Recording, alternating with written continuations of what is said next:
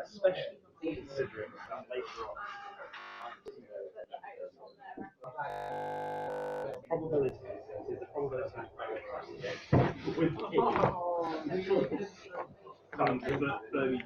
Fermi probability of it being unstable. Times the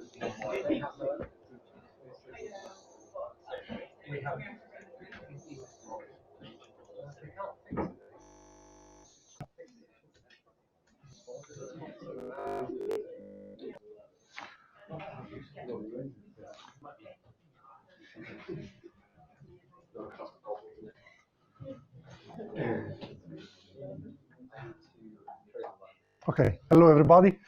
So welcome to today's lecture, 5th of our series.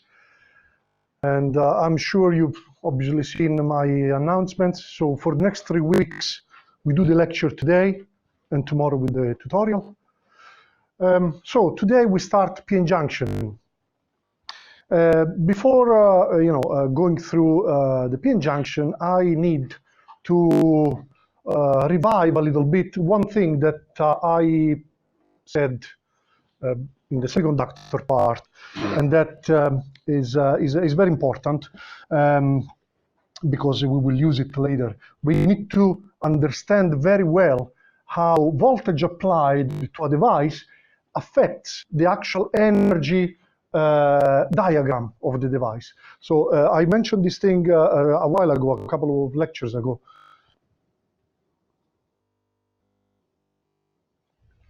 So I'm going to pick it up again and just go a little bit into more detail. So what we had said is when we consider a piece of semiconductor, imagine that this is a piece of homogeneous semiconductor.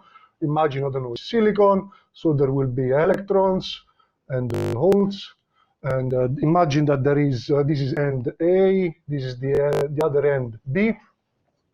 Imagine that the potential in A is, I don't know, V, and the potential in B is 0.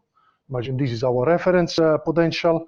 And so here there will be now an electric field, which is directed like that.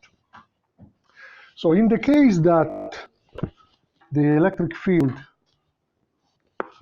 the V is actually 0, there is no electric field.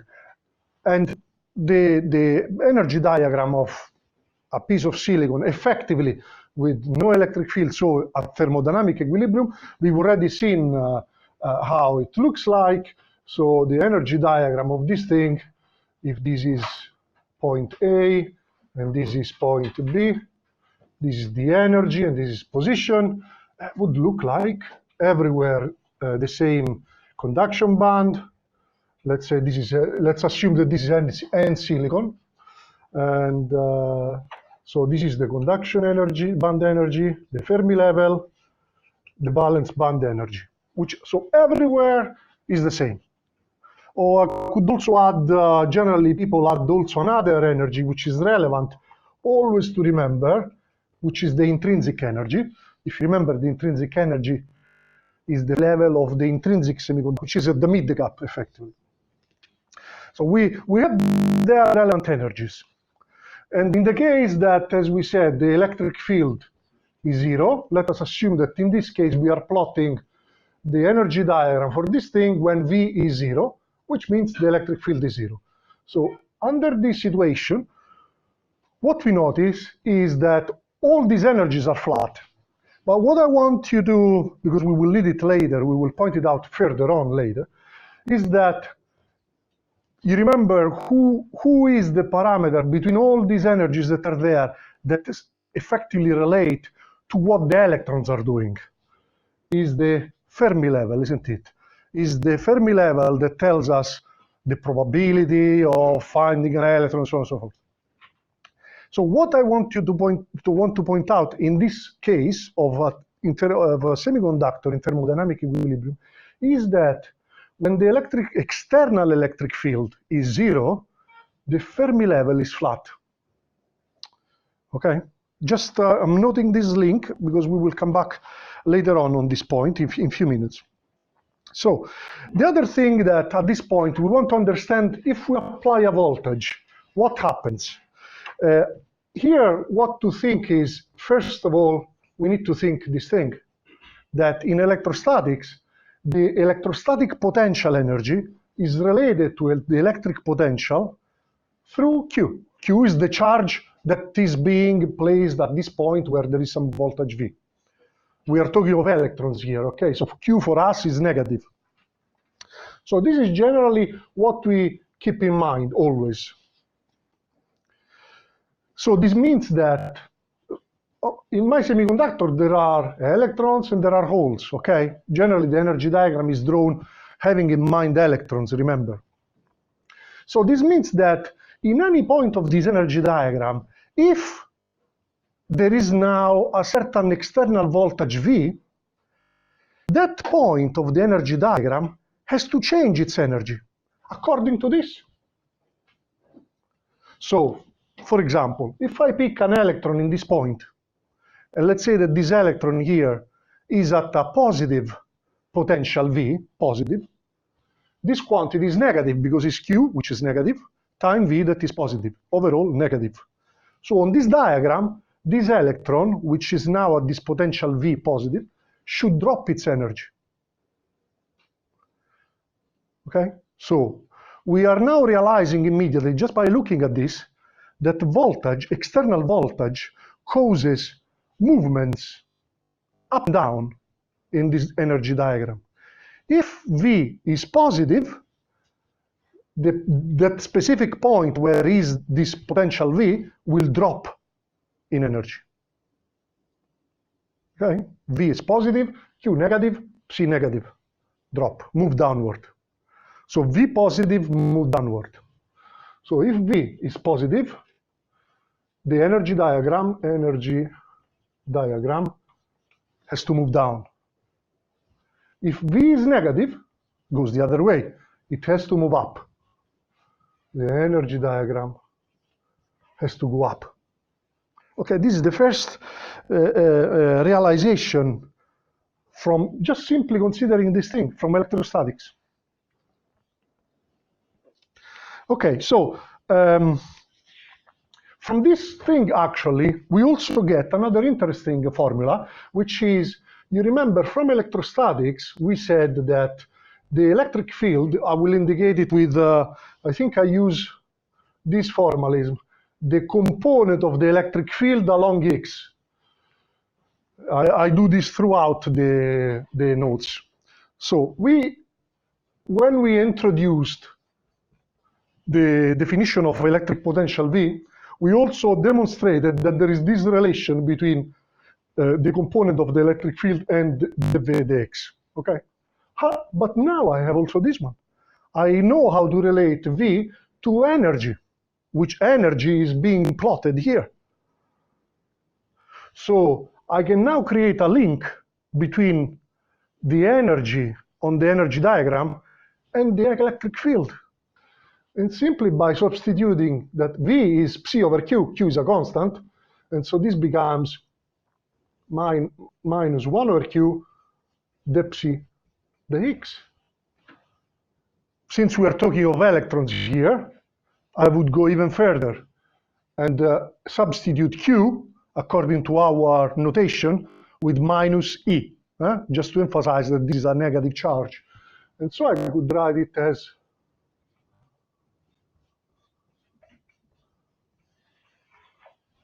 bam. We found a beautiful relation now between the derivative of the energies on the energy diagram, a link between the derivative and the existence of electric fields. So this is really general still, okay? There is a relation between the derivative of the energy and the electric field. As you can see, because this is now positive, this E is a constant, if the psi dx is positive, this means the electric field is positive, okay? keep it there, and let's now try to see how then I should change this picture here when we have at this end, we are thinking to apply at this end a certain voltage V. So I will do the required calculations probably here. So I will assume that by applying a voltage V here and effectively 0, this is our reference here, in between there will be a uniform electric field. So we will assume there is a uniform electric field in between. So by using the definition of voltage, you remember that voltage is defined as an integral over the electric field. That's what we did in chapter 1. So what I can write, because my question now is this, to be able to tell you what is going to happen here.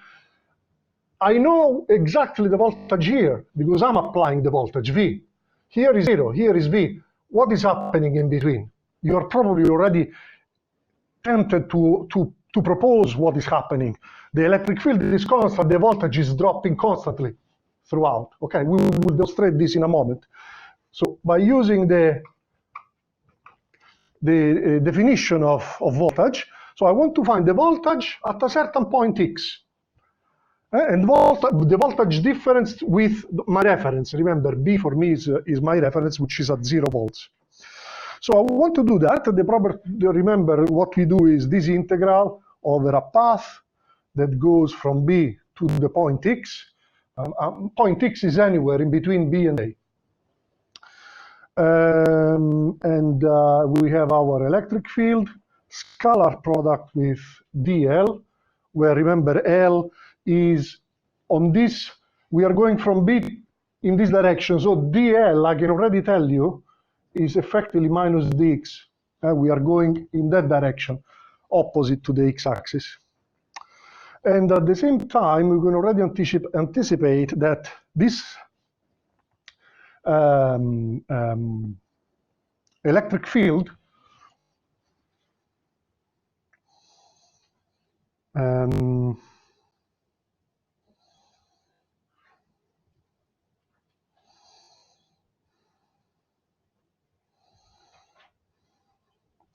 sorry, there is a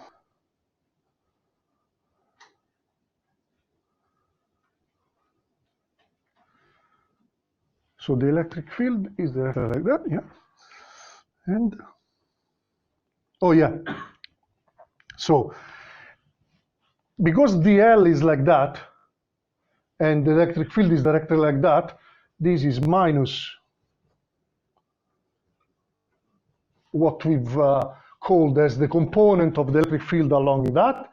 So what you get then, if you substitute everything and do the integral is extremely simple because G is a constant, the electric field is constant, so we have simply to integrate in the end minus from xb to x the component of the electric field times the x, and so you get in the end the component of the electric field times xb minus x. I've taken into account the minus, so all the signs and so on. When x is equal to xa, so I'm down here, we know that this formula gives that VA minus VB is the component of the electric field times the distance, which is exactly what we would have expected, isn't it? So this is actually the formula. So I will now rely on this formula that is telling me exactly what we had very briefly, probably just using our instinct, anticipated. If at this point the voltage is V, is positive, along the semiconductor, and here is 0, the voltage drops linearly. You can see here this is a line with a negative slope, because it's the minus x. So if I wanted to plot, I will do it here. I could plot here the voltage along x. If this is A and this is B, we could say this is V, and this drops straight. Here is V, and here is 0. That's what that stuff is saying to us. And so at the same time, I could plot psi for our electrons. Remember, this is negative. So if I wanted to plot now psi, this will be in joules. So for A, this would go like that. And this value here is QV. So what this whole story is telling us, in very simple words, is that to whatever energies we had at play here, now we have to add this profile. So you can see here that for V positive, we have to decrease the energies. So now, how do I transform this energy diagram? This was done for V on this side equals 0. Let's do it now for a V positive. So this is A, this is B. So now I drop everything. Basically, what I'll do is I will make mark on B to keep the points at the same value, because on this side the voltage is 0. So these points are not changing. Okay, here I have reference potential, 0 volts. So these are not being affected. So I will try to put them more or less where they used to be.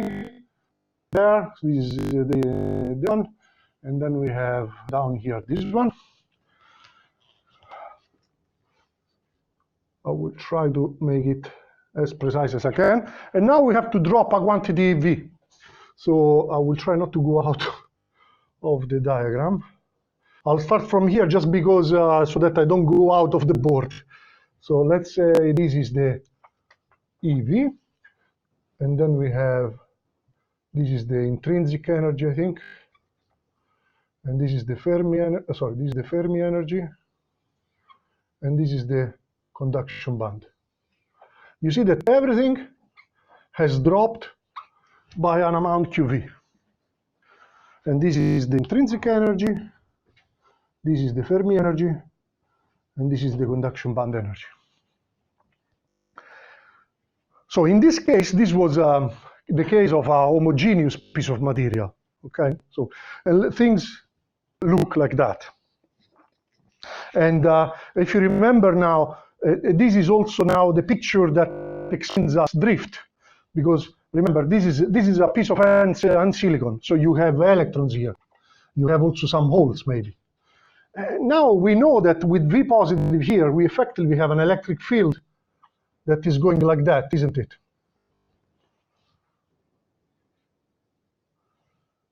So when the electric field is like that, holes will tend to move like that, isn't it? Holes are positive, they move in the direction of the electric field. Eventually they will collide with impurities or other, the crystal, or they will scatter, that's the term we used. So they will lose their energy and then move again. This is drift. We've introduced this in chapter 2. And the same electrons, the electrons will move opposite to the electric field. So they will move like that, collide, then restart, and so they drift. But that's now not what I'm interested in. What I'm interested in is that, let's go back to finally check again this relation, that the derivative of the energies we've plotted on this diagram are telling us something about the electric field. So the derivative of the energies here the derivative is positive. So this is telling me the derivative of, I see many eyes like wide open. The derivative is the slope of these lines. These are all energies. So the derivative of these slopes, of these lines here, are positive, the derivative over x. And so the component of the electric field along x is positive. So this means I have an electric field like that. You see what I'm doing? I've now found a way, a beautiful way to use voltage to tell where the energy diagram is moving, up or down. But also, from the slope, I can tell something on the electric field that exists, and vice versa. From the slope, from the electric field that I know of, for example, I could tell the slope of these energies. This is important because from this point on, all the electronic devices you will ever come across with, they all, not from this point on, all the electronic devices, in the end, from the physics perspective, all their behavior comes about because of these things. You need to understand, if you're able to read the energy diagram of a device, you know everything about that device. So that's what I'm trying to do here. Okay? So we are trying to understand how voltage and electric field change the energy diagram. And once I am able to do that, I can say a lot of things on this device. We will use this for the p-n junction. That's why I wanted to clarify this. There is one thing that we should anticipate, maybe anticipate at this point is, fine, we've realized there is a link between the electric field and the energy. Here I have 4 energies. Okay. Previously we said, all right, we have 4 energies, but really the one that here represents better than anything else the fact that, for example, we are at thermodynamic equilibrium is the Fermi level. Is the Fermi level that really tells me by being flat that we are at thermodynamic equilibrium. So here we already created the link between Fermi level and the external electric field. And so just to conclude on this point, I will anticipate this, that the external electric field that we can indicate this way, since we've been indicating it until now like that, is the one that links directly. So this is the external electric field.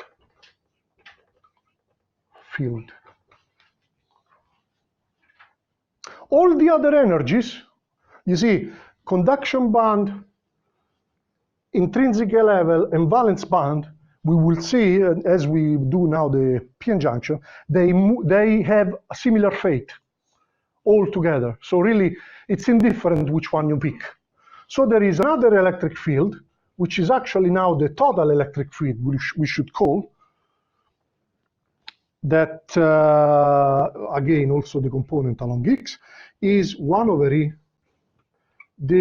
I will use in the intrinsic value, but as I said, you can use the conduction band or any other value. So this is the total electric field. What am I doing here? What I am doing is I'm anticipating something. Devices, when you deal with devices, and this is exactly what we will do with the p-n junction actually, we will see that there may be, what is missing here? Total, external, is missing internal. So we will see that in some cases there are internal electric fields not accessible to us.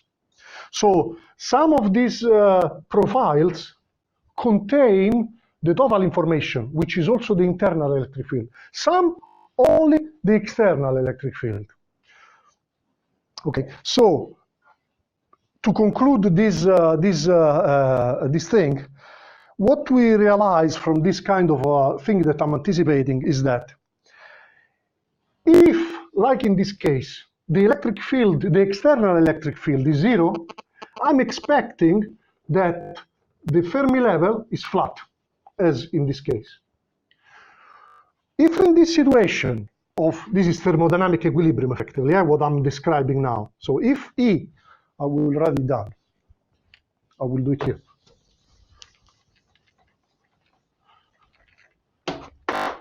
So what I'm, oops.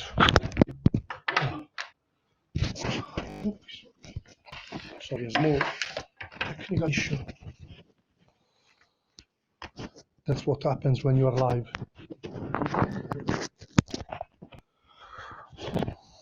Sorry.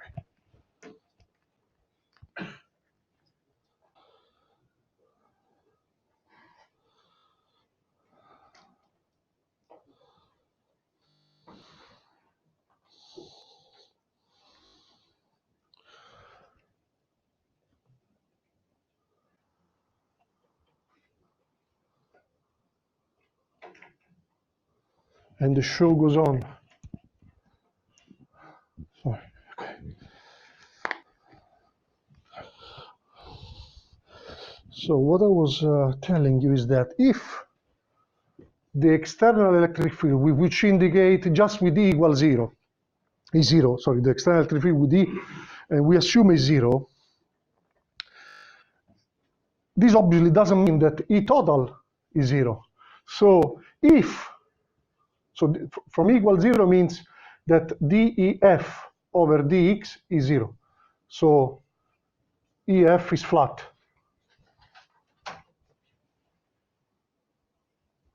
So this is also a very important rule that we will follow from now on. A device in thermodynamic equilibrium, no matter how complicated it is, when it's in thermodynamic equilibrium, the Fermi level has to be flat.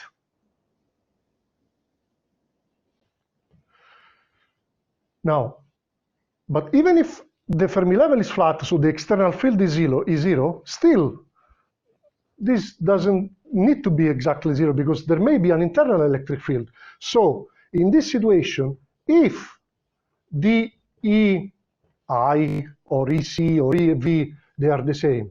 If dEix is different from zero, in this situation where I have no external electric field, if I see from the energy diagram that the other energies, conduction band, intrinsic or valence, there are points where they are non-flat, that's what this means. This means that there is an internal electric field. E internal is non-zero. So we are learning to read the energy diagram now.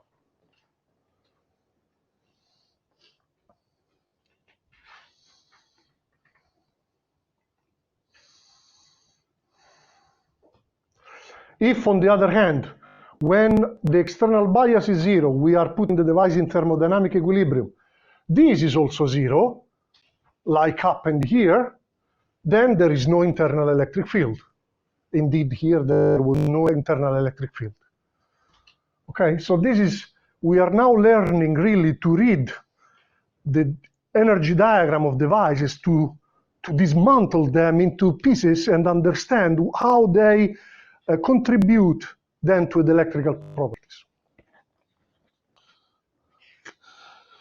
So for devices, as we see now, for devices like the p-n junction, the derivative of the intrinsic level or the conduction energy or the valence is generally different from that. Okay, so there is an internal electric field in the p-n junction. So this is what we will see in a moment. Okay, so let's deal with the p-n junction. So what is a p-n junction? Is two pieces of semiconductors, one P and one N, brought intimately together. So they act effectively like one single piece of crystal. Simply one side is P and the other side is N. Oh, this is very hard to clean.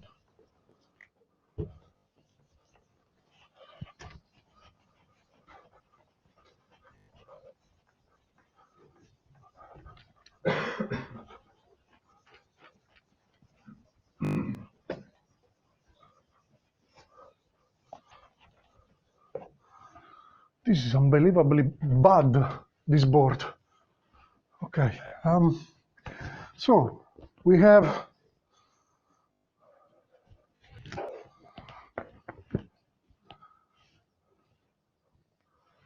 I have my side, my P side, my N side separated now I'm doing a thought experiment, if you like, and at the same time I'm drawing the energy diagram.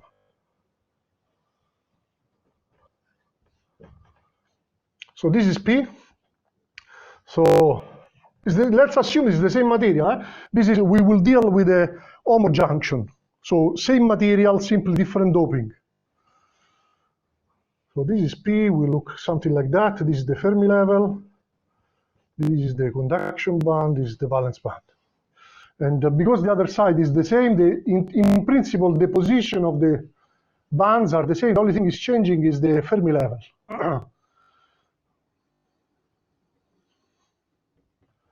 You see that because this is the N side and this is the P side, the only thing I'm moving is the position of the Fermi level. You remember when we did the extrinsic semiconductors, the only thing that changes when you change doping is the position, the relative position of the Fermi level with the conduction of valence band. Closer to conduction band, N type. Closer to valence band, P type. Okay, so now how am I going to change this once I bring these two pieces intimately together? We've said that. We've just found out that when I create a device and it's in thermal equilibrium, the first thing that will happen is that the Fermi level has to be flat everywhere. So you understand that here, what I'm going to do now, once I bring these two together, is that they need to readjust the relative positions of these. These are locked in position, these energies.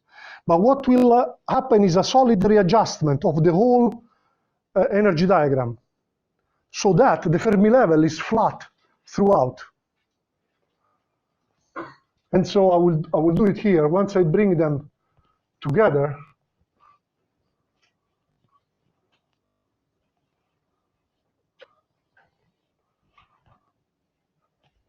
the first thing I will draw now, previously I started with the conduction and valence bands and then put the Fermi level. Now, what is easier to do is to draw immediately the Fermi level, because this is flat throughout.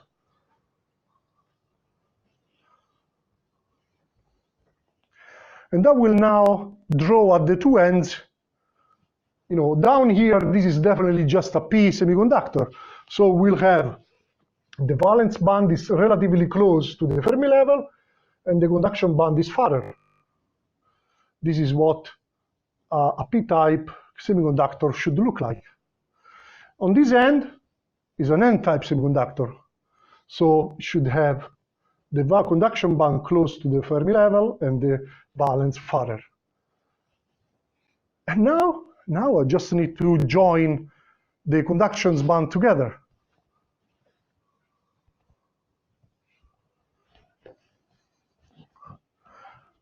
So I'll put the Fermi level here. Okay.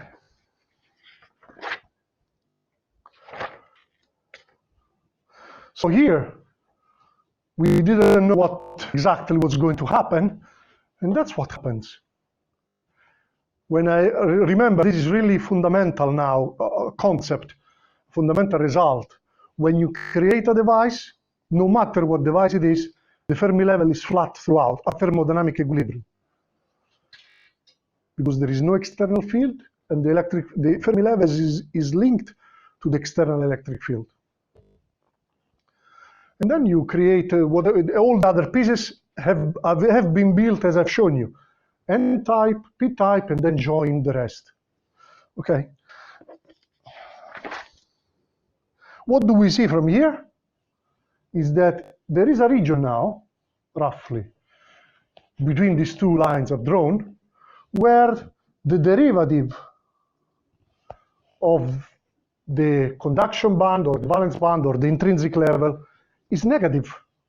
So dEc over dx is negative. What does this mean? That the external field is zero.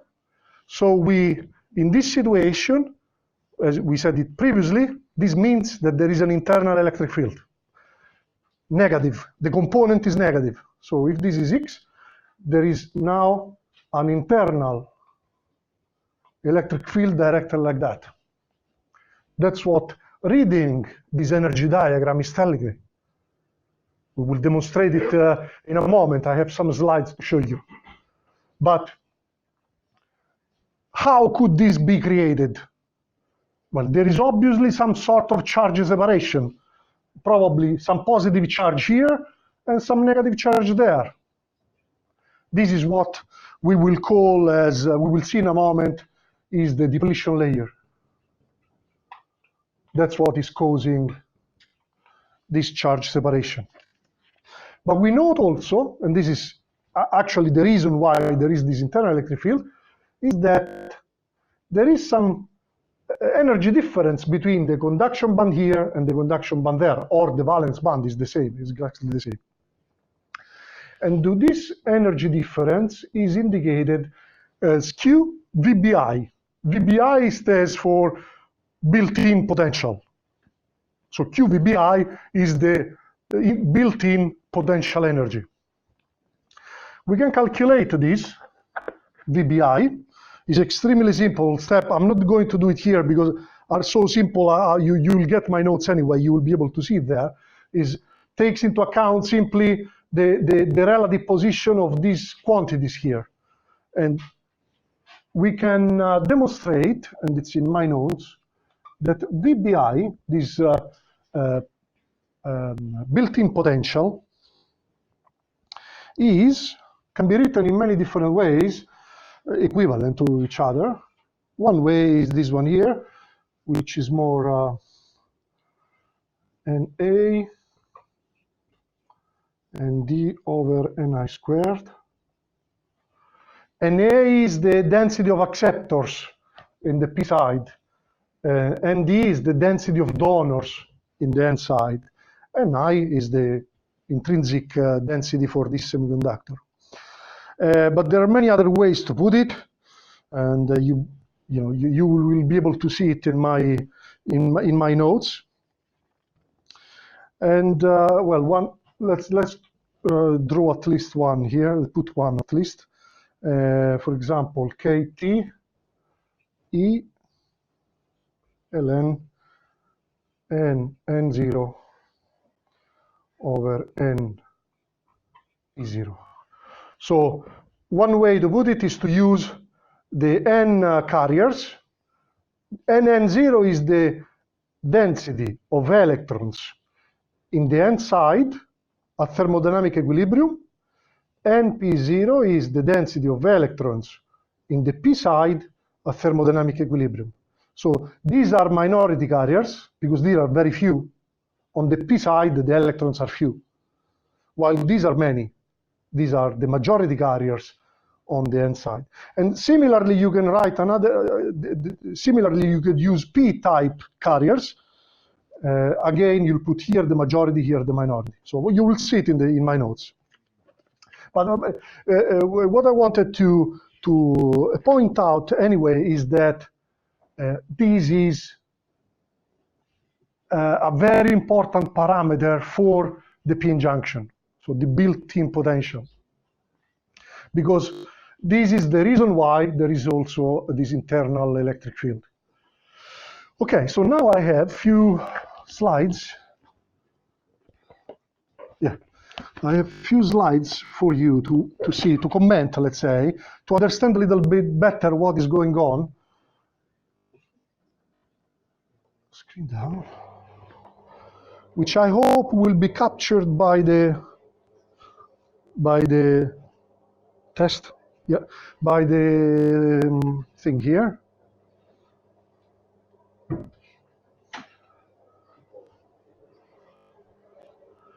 Ta-da! Oh, okay, so we have our, so we'll use the cursor. So you have the P side here, which is made of a lot of free holes, the positive charges that are free, you see free, and immobile charges are negative there. And then we have here the N side, which has a lot of free negative charges, but also immobile positive charges. And now what we are thinking is we bring them together. Okay, still nothing happened here. what we think is going to happen is that the phi positive carriers on the left side of your screen and the negative on the other side will happily annihilate. Is it? Okay. And so they annihilate and they disappear. At least those that are very close to the interface. And this means that is created a region that is free from carriers, from free carriers. And this is what we call the depletion region. Now, to simplify the analysis of this type of device, what we will do is that we will analyze the case of P plus N abrupt junctions. So we will always think that the P side is much more doped than the N side. This simplifies things, as you will see in a moment. So, for example, let us imagine that the P side is doped as a carrier density of 10 to the 18 per cubic centimeter, and the other one is 10 to the 16, for example. Okay, so this is what I mean by P plus N. Both are doped, but the P side is much more doped. So I represented this thing graphically, you know, in this way. So many carriers here, much less here. So when you carriers annihilate, obviously you need as many from one side as many on the other.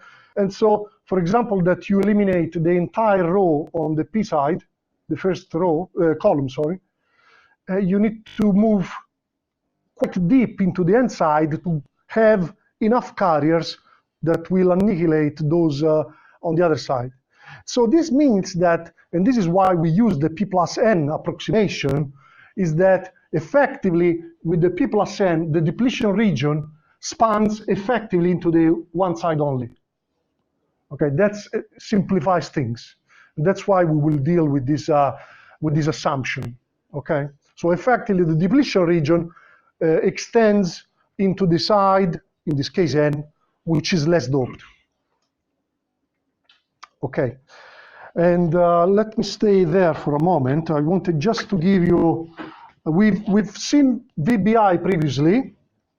So using this, the numbers that I just, you know, completely random, 10 to the 18 and 10 to the 16, we could calculate Debye in this case using the formula I gave you previously. And because we have NA, the number of acceptors, we are always assuming that we are in a complete ionization situation. So all the acceptors are ionized. And so the number of donors, the density of donors. And so we can apply this formula. And with these numbers, and assuming we are at room temperature, the formula gives you 0.84 volts.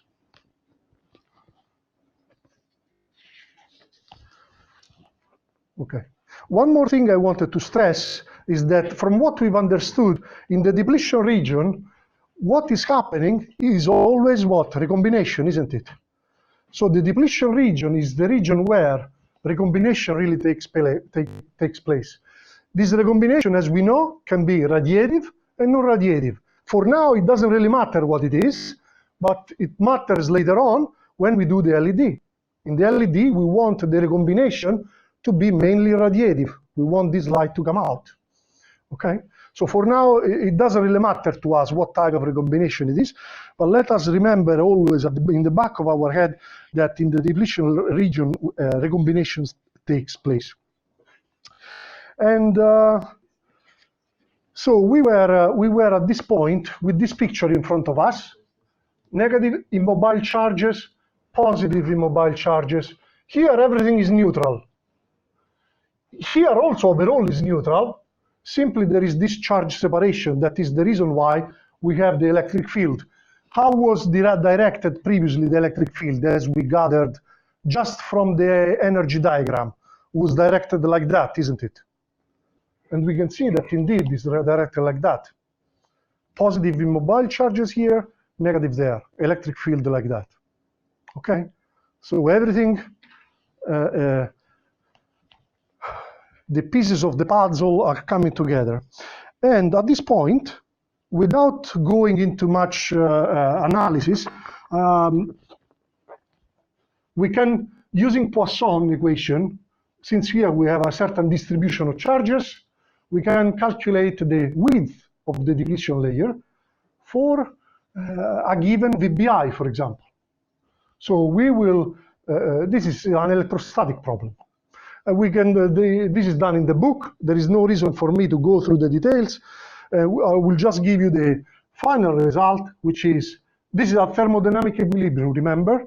So I will actually also add here, when V is equal 0, external V is 0, the width of this depletion region is given by this quantity, LD square root of 2 beta VBI minus 2, where LD is called the Debye length, Debye length, and is the square root of epsilon s. This is the dielectric constant of the semiconductor, E and B beta. And beta, so NB is the density of the side that is less doped. In our case, is the N side. So this NB would be ND in our case. And beta is just the term related to temperature, which is E over KT.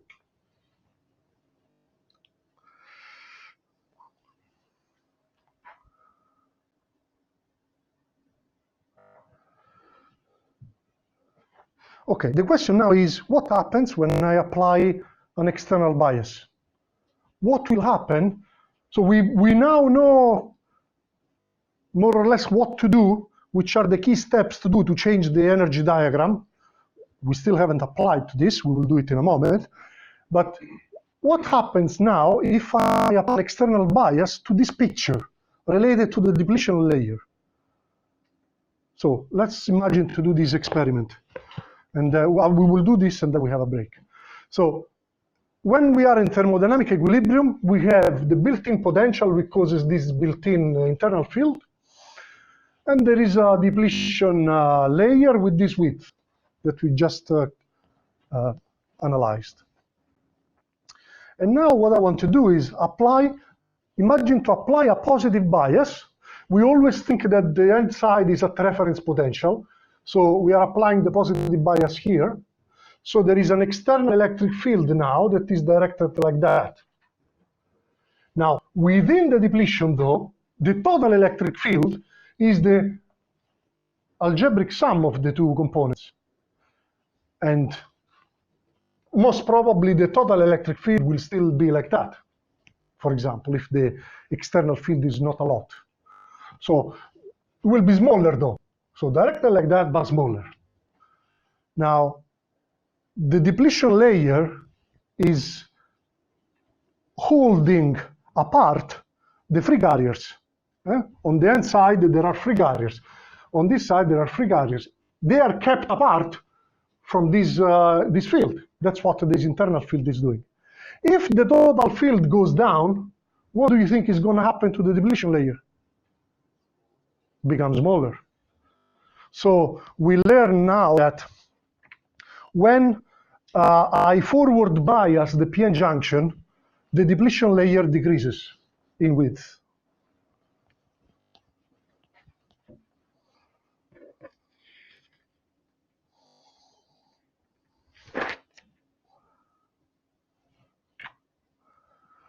If I imagine to do the opposite now, instead, apply a negative bias here. Imagine always this side is at 0. I want to apply a negative bias now on this side. So this side is at a lower potential. This means that the electric field now is going like that, the external one. And so they now add effectively. So in the depletion layer now, there will be a stronger total field which means this will drive the depletion layer even larger, will increase much more. So by reverse biasing the PN junction, I effectively increase the depletion width.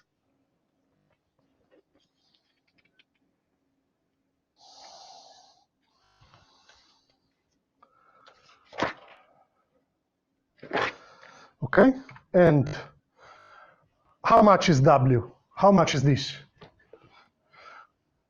Well, we will see in a moment. Well, I will do it here actually. From what we've said, we probably get already the grasp that, as we said, when V is positive, the W goes down. When V is negative, W goes up. So the modification I have to do to this formula is actually very simple. And I will give you the result, which is this one here.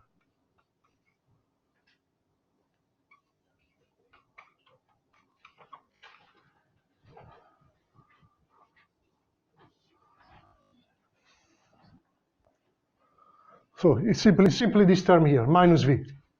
Okay, this if V is negative, this quantity is positive, and so this contributes to VBI, and so W becomes bigger. So V negative, W bigger. If instead V is positive, this quantity will decrease, and so this will decrease. And this is what this plot here is showing you. So for a given value of NB, you remember NB was this into this quantity here. So it's the density of the, in our case, of the n side, 10 to the 16. This curve is when V is equal to 0. So for 10 to the 16, I'm here, which means W is just below 1 micron. While, as you can see here, if I move toward negative biases, here V is in reverse bias, so at 10 volts, W would increase to, how much is that? 2 or 3 microns, and so on and so forth, and bigger. And while if V is negative, sorry, V is positive, I move down here, goes to 0.1 micron, and so on and so forth. So really, from this already we get the feeling that the PN junction really relies on this modulation of the depletion layer driven by the voltage we apply at the ends of the junction. So by changing the voltage, what I'm really now doing, I'm changing the depletion layer width. And really, in the end, we will see, it's all about that.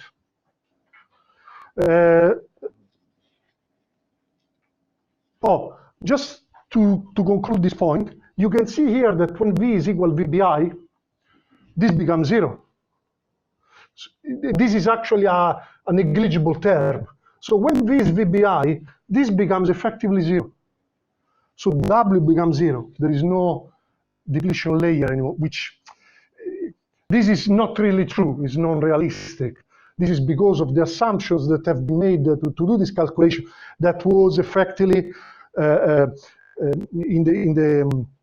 in this picture here, to calculate W,